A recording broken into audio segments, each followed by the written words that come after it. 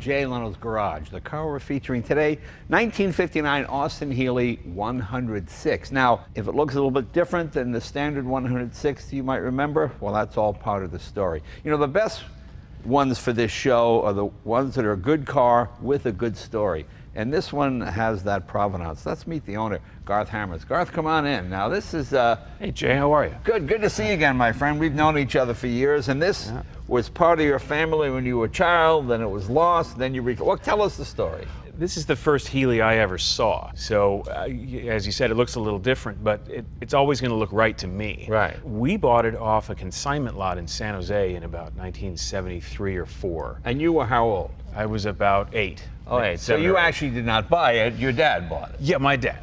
Yeah. So now, prior to this, was your dad sedan, station wagon guy? And oh my God, what is this? Or did he always love sport? Were you always around sports cars, or was this his first venture into something cool? No, he had always been a car lover. He and his brother back in Memphis were always into cars. Their dad was a Buick salesman. Oh, okay.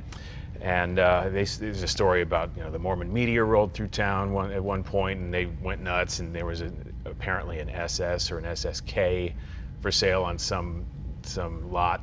And they said, their dad said, "Listen, you can't get parts for those. What are you, nuts?" So, but they had the bug. You know, that's what's so funny, because I grew up in a small town also, and there are always stories about some car coming through town. Right. And people that grew up in Los Angeles, you tell these stories, they go, what are you talking about? It's just no, it was a big deal, because I remember as a kid, you'd hang around the McDonald's parking lot till like 10:30, you get home, 11 o'clock. A Corvette went through. No, I should have hung around for another half hour to see the Corvette. Just drive through a parking lot, because you just didn't. There was no internet.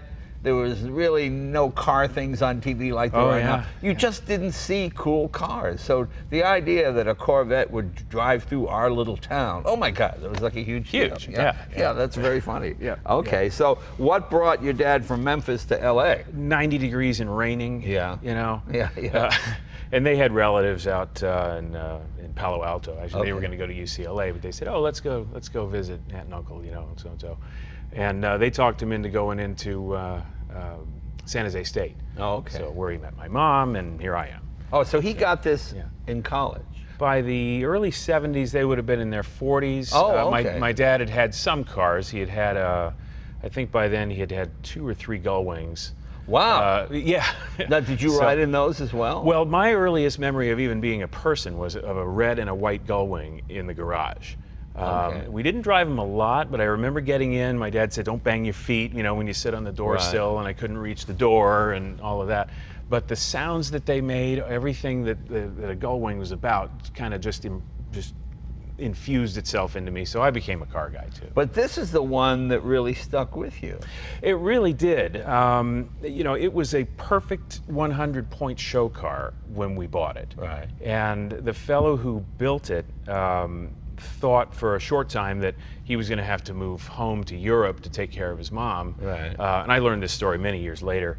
But he had sold his business, his building, his house, his show car, and his mom said, "Listen, your brother's here. I'm fine." But he'd already sold the car. Oh, wow. And I think we probably came along on that car lot the same day that it had arrived. So now let's talk about the actual car, because it's heavily modified. Now, to look at it, one might assume, oh, it must have a 283 Chevy or a 260 Ford or a 289 in it, because that was quite popular back in the day, especially with these modifications. But he kept the stock engine. He did. Yeah. He kept the straight 6, cleaned it up a little bit. It's it's shiny bright red, and then it has 3 Weber 45s on it. Oh, very nice. Yeah. Okay. So what else has been done? Well, there are little changes all over the car, but the windshield has been cut down about 3 inches. Oh, of course. Right, Sure. And then it has Porsche Speedster seats in it, because they sit lower, because you need to look through the middle of the windshield, which is now lower. The shape of the wheel wells has been changed, and I never really knew that as a kid when we had it the first time. Right. But looking at it now, everything's softened and changed. The hood scoop runs all the way to the edge of the hood panel, rather than stopping a couple inches before. Vent on the side. Are those Barani wire wheels? The wheels aren't, but the knockoffs. Well, the knockoffs are, because the knockoffs almost look too big for the wheel. Yeah, a little bit. Just a hair, because Yeah, right. normally on a Ferrari it'd be on a larger wheel. So Yep. okay, and those were this is exactly as it was when you remember as a child. This is exactly the way it was. And when I bought it, and that's another story, you know, it hadn't run since maybe the Carter administration. So I mean, I had to go through fuel and brakes and cooling. Well, let's and all go of that. back. So Yeah. you're a kid. You're 8 years old when your dad got this. How long did he have it? We probably only had it about a year and a half. Oh, that's all. See, now I was Yeah. assuming you probably had it 20 years, then it disappeared, and so you only had it a couple of years. Yeah, but it didn't Okay. take long for this car to make an impression on me, you know. And I love the color. It just there was something about the fact that the film at the time, it didn't photograph well. It always looked brighter red, and when you got the pictures back. But it's really sort of a pre-war alpha color, maybe a little shinier. But It is. Yeah. It does look like an alpha color now that you mention it. Now, obviously, I mean, it still looks nice, but it was a show car at one time. And Yeah. it was at Pebble Beach, is that correct? Yeah, it was on the lawn in 1970. Okay. He took second in class with it. You Now, know, your and it dad was got second? Or No. you? The fellow who built it. Okay. So that was, we bought it in about 73. Now, the guy who built it, he's still alive? He is actually, yeah. How old is he now? He's got to be in his 80s. Okay. And he had two sons, maybe a little bit older than me. Okay. And you know, I've sort of gotten reacquainted with them. Okay. You know, since I've bought the car. Great guys. I Now, mean, is your really. dad still with us? He's not. He's not. Okay. He knew that I'd found it, but okay. it took me the better part of 2 years to convince the fellow that yes, I was the kid who was crying in the driveway when it left, and you know. Yeah. Okay, so let's go back. So then it disappeared, and you just wondered where it went off to wherever. I mean, did you always know where it was? Was it in the neighborhood, in the same town, what? It was kind of in Central California. Yeah. And I actually had to go there for my job to look at some cars. Right. And I booked my flight back maybe a couple hours later than I needed to because I wanted to see if I could find this car. Right. And it was by the thinnest of all possible threads. I called my mom on the way, Right. and I said, now listen, go back like 3 desk phone books ago and look up these people and see if there's an address or a phone number or anything, because I'm going to try to see if I can find this car. And made it to the house. Nobody was home, of course, but the kid next door didn't live there, but he was doing laundry at his parents' house, and said, oh yeah, no, the people next door, they had cars. You might ask the guy with the old car, you know, retail shop in the other end of town. Right. And he goes, okay, you know, that guy. I said, wow, I haven't heard that name in forever. He has a little place, a little workshop in the other end of town. Right. So I went over there. Of course, nobody's there. But again, the next door neighbor came through, and I said, is there a guy around here who has cars? And he goes, oh yeah, my next door neighbor, he just has a little shop. And I told him the whole story, like I was a kid in the driveway and, you know, show car and whatever. And he said, listen, you know, I like your story. I'm going to give him a call and tell him, and then if he wants to talk to you, I'll hand the phone over. Right. And he did. And I said, listen, you know, I finally get to the big question, do you still have the car? He said, yeah, I do. I Oh, said, well, how long you had know, he had it now? He had it for about 35 years. Wow, and did he maintain it? Did it still look like a show car? I think he did his best, you Yeah. know. He had a few other cars, and I think, you know, maybe it wasn't always inside, or it wasn't, you know, it was Right. in a portico or something. But, you know, it was, the soul of the car was still there. When he came over, it was under, you know, like a blue tarp, and there it is. You know, haven't seen it since I was a little kid, and you know, I just Now, elation, disappointment, it's smaller than I thought, it's bigger than I thought. What was the... Right, pretty much exactly the same Yeah. as I remembered it. Yeah, you know, but just maybe, you know, 35 years down the line. You know, Yeah, so yeah. a few pits in the chrome, and like I said, some micro blistering on the paint, but the soul of the car was still there. He had added some driving lights and things, and I thought, oh, I just got to own this car. Right, But right. it took a couple of years. So he didn't want to sell it? No, not at all. Was it currently registered, or was it just... No, Oh, it hadn't. It had been registered. The DMV set up through sometime in the mid '80s or so. Okay. But still had That's the 3 Webers and the whole deal? Yeah. Okay, yeah. so I still unmolested? had the very much unmolested. Yeah. Okay. So I sort of set myself to listen. I want to own this car. Right. And he said, well, I just, you know, I don't really use it, but I like having it. You know? Yeah, yeah. And that's great. I mean, you know, a lot of Yeah. people are like that. Yeah. And which I understood, but I said, listen, this is the car maybe the car that got me into cars. Yeah. It just was around at the right time, and it was cool. You know? So you're not a shrewd buyer, is what you're saying. Yeah. I Like gotta have it. Yeah. I'll pay whatever. Yeah. Like the kid in Christine when he wrote the check. Yeah. Now, did you? Yeah, I have a friend of mine who negotiates. If a guy's asking $1,000, I'll give you $995. Okay. And they think, oh, it's a smart deal. You know, $5 off. We got the better of that guy. So how did you finally get it out of the guy? Well, I kept in touch with him, but at one point he just kind of, I couldn't reach him. Right. You know, and that went on for about a year, and then finally he answered the phone, and I said to myself, I have to make a deal for this car right now because I may never get him on the phone again. Right. So we talked, and I said, listen, seriously, I really want to buy this How car. old a man is he at this point? I mean, 50s, 80s? Or? He's probably in his mid-60s. He was pretty young when he bought Oh, a the car. young guy. Yeah. Exactly. Yeah.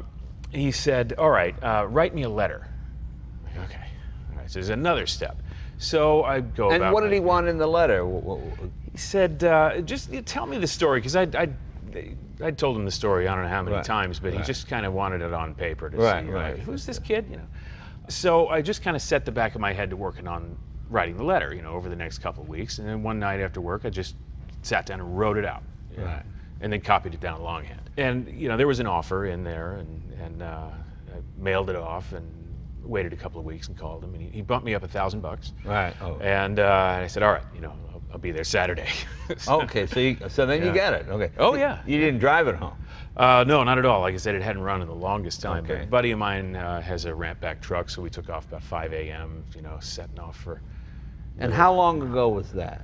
That was March of 2012. Okay. Now, has he tried to buy it back from you, like you bought it from him? He hasn't, no. But I'll tell you who really would like to have it are the sons of the guy who built it. Oh, and sure. I've kind of made a promise to them, you know. Okay. Is they said, Garth, listen, you know, my brother and I, you know, we spent a good part of our childhood cleaning these wire wheels on the dining room table and coloring in the Pirelli logos with yellow lumber marker and stuff. Yeah. You know, seemingly every weekend, all summer. So if that car ever sells, it needs to come to us, and that sounds fair. Yeah. You know? But you're not going to sell it. I don't have plans to sell it, but Right. but Tell them to write you a letter. Yeah. Explain the story. Tell me who you are. Yeah, go through the whole thing. All right. Very cool. All right, let's get back to the car itself. Can we open the hood and let's take a look? Yeah, let's and see what she looks like. Yeah.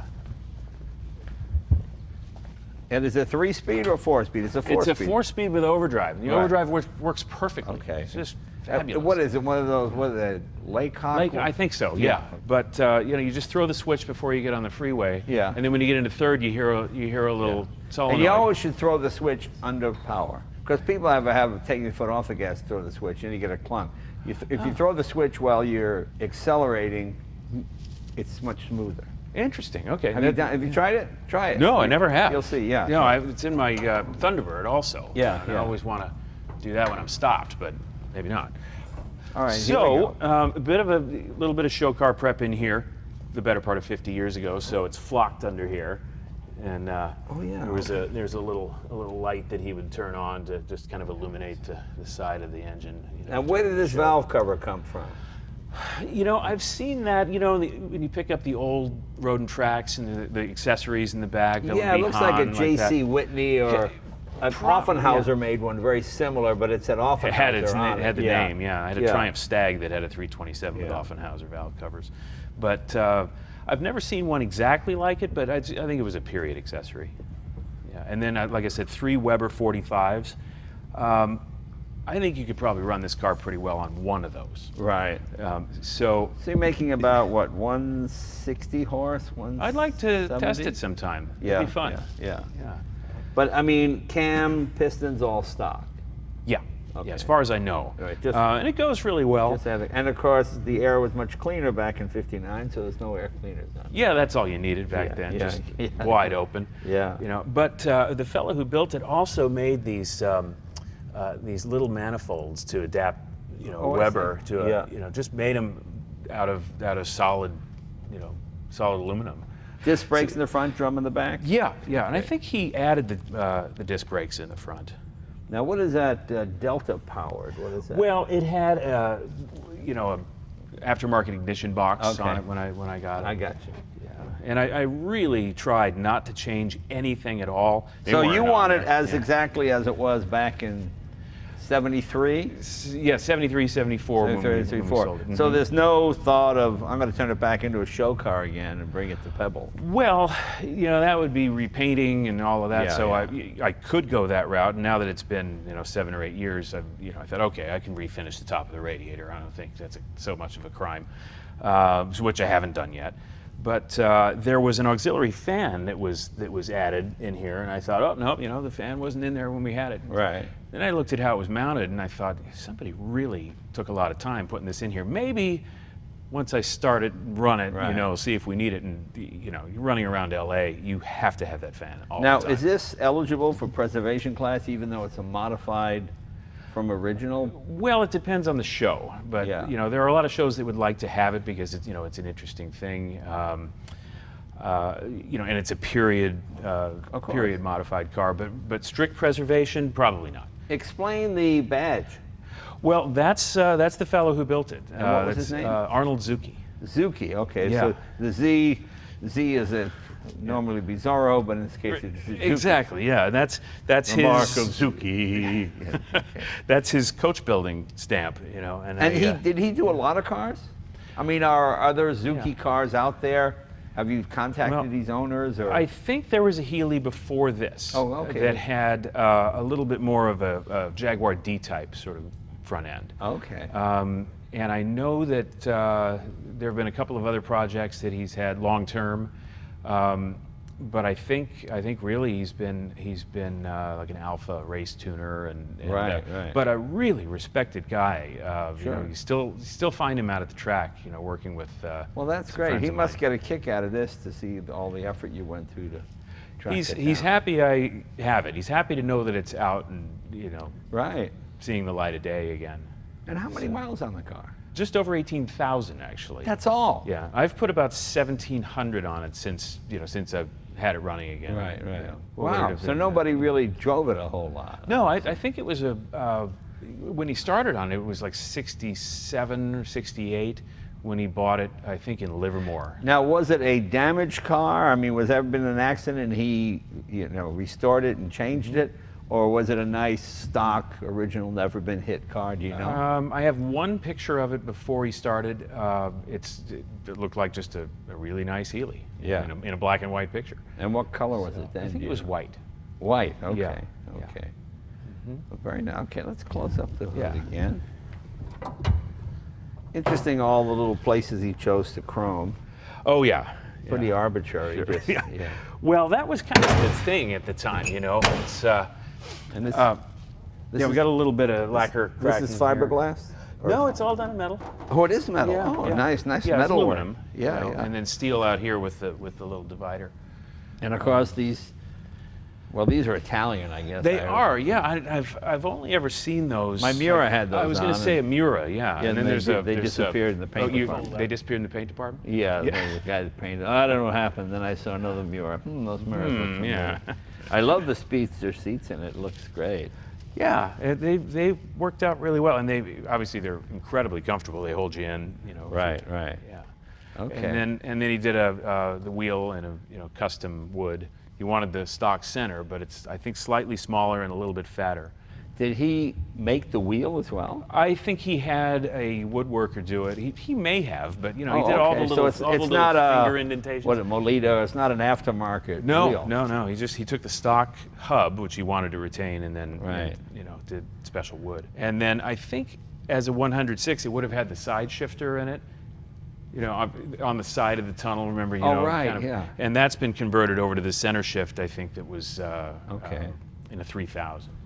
And of course, you still have a bit of, was it near the sea? Because I noticed a bit of rust on your wheels there. I think it's just dirt sitting on them for years and years, which wicks moisture through. Well, he wasn't close to the coast, but just 35 years. You know.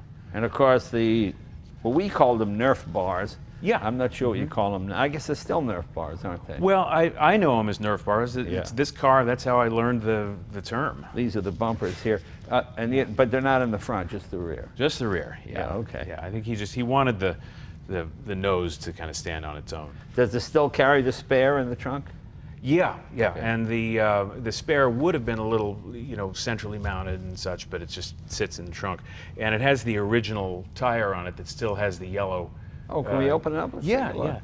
yeah. Well, it's a special configuration. You didn't plan to open it that much. This is the original handle off the trunk, Right. but this little cover here is off of an outside latch E-type, and you just kind of feel around for the. There you go. Oh, there you go. Okay, yeah. So. Oh, that's the original Pirelli? That's it dates back to 1969 or 70, Right. and this is the the yellow Yeah, I saw lumber that. marker that Very the kids cool. put on, and they'd have to redo it in between every show. Yeah. And he tells a story. The restorer Arnold tells a story about chroming the outside and then the inside of the fuel filler neck, because there's some judges that they have to mark off for something. There's no such thing as a perfect car, and the guy said, "Oh, there's no chrome inside the filler neck," so he took it all apart, polished it inside, chromed it inside. It shows you how judging has changed, because now you'd lose points for that because it didn't leave the factory with a chrome. Oh, exactly. Yeah. But at the time, there were gull wings on the lawn at Pebble with chrome under the hood and polished everything. Well, the funny thing is, there's more parts available now than there were 40 years ago. I remember the early car shows, you'd see a Duesenberg with one white wall, 3 black walls, and 1 truck tire, because there were no tires. You just, any old tire you could get that fit.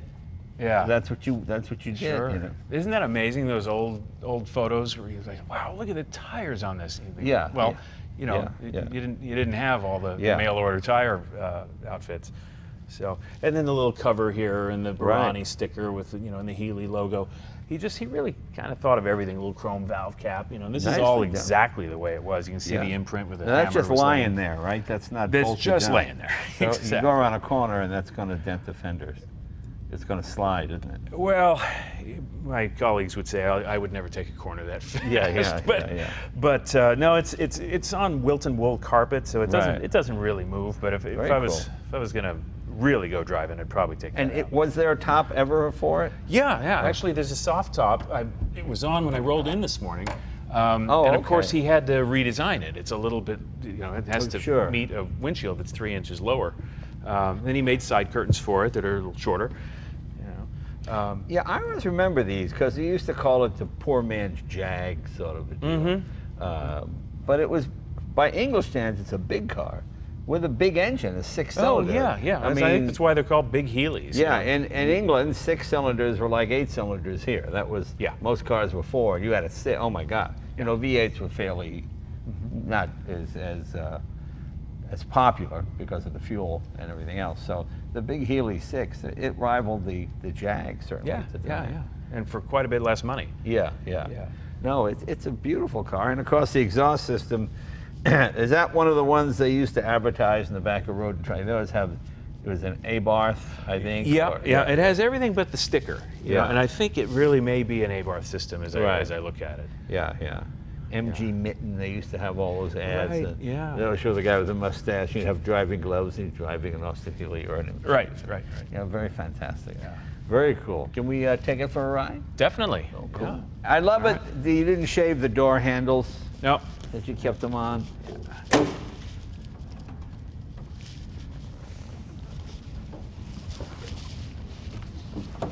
Oh boy, I love these seats. They really are terrific. Fits nicely, right? It does fit plenty nice. of room in here. And you really sit down low. Wow, it stops right up. Not bad.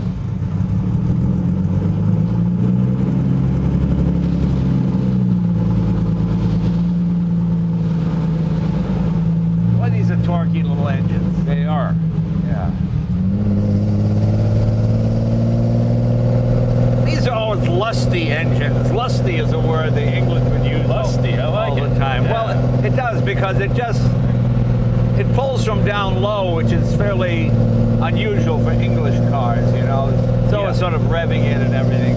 Whereas this one, it just seems to,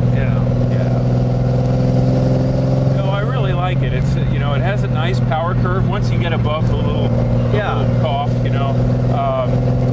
it runs out really well, and it sounds amazing. So this really was built to be a show car when he set up the carbs and everything. Right.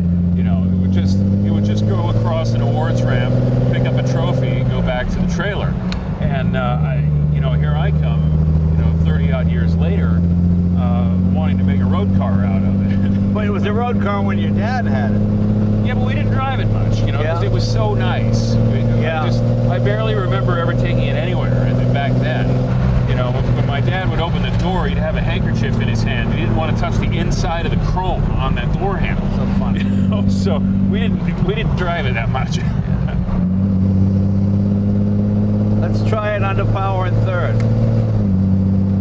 See how much, just goes right in. See how smoother it is? Yeah, yeah. When you take it off, you're doing that. Yeah, yeah. And you do it. Yeah. I got into the same trouble driving a Cunningham. Yeah. Trying to, you know, it's like sort of a manumatic a little bit, you know. So it doesn't want you to be off the gas. Same with a modern Ferrari. This way you got a nice gear between third and fourth. Oh, that's great. Yeah. Yeah. We've got new functionality now. Yeah, it's funny. You know, they never put that in any of the books when these were new.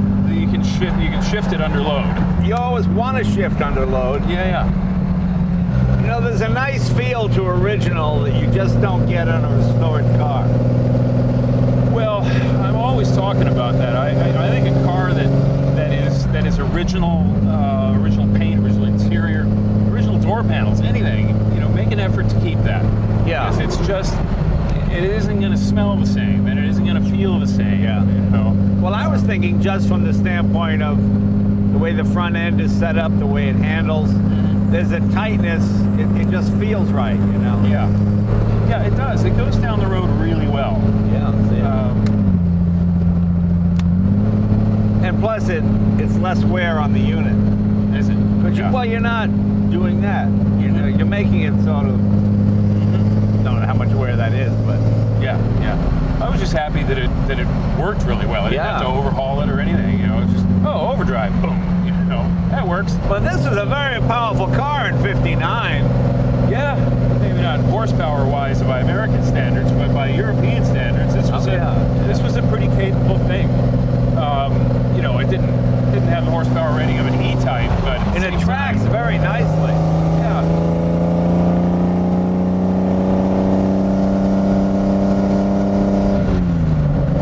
And it's aligned really well. But the new set of tires made a huge difference. Isn't it amazing? Yeah. You know, I put a set of those modern radials on my XK120. Oh my God, what a pleasure. I'll tell you, it was a real thrill to fire this up for the first time. Oh yeah, I can imagine. You know, I brought it home in March, and the first time I drove it was probably mid-November. Yeah, oh, is that right? Yeah. But it was a long time. You know, I sent the drums out to be surfaced. Right. Had the masters and slave cylinders done, and radiator went out, all of that. So, you know, I've always thought that if they hadn't made so many of these cars, and I'm glad they did make a lot of them, but if they hadn't made so many of them, they'd be insanely valuable. It's such a beautiful design. It is. You know, and it's you know, just. But you know, it's funny how you decide the value of something. When I was a kid, or a teenager anyway, I remember saying the Mustang would never be collectible because they made $1 million up in the first year.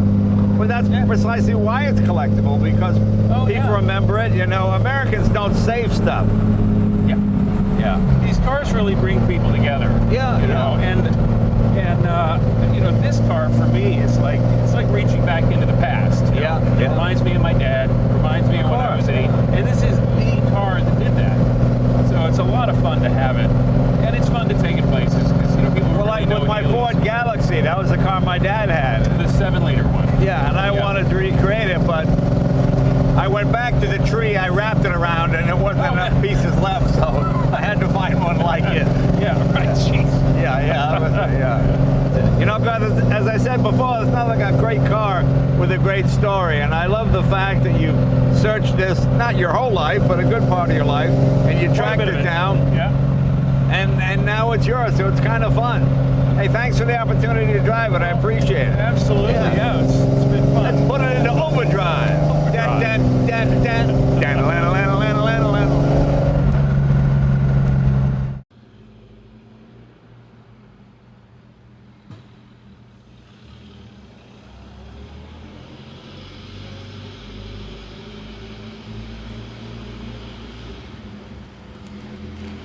it.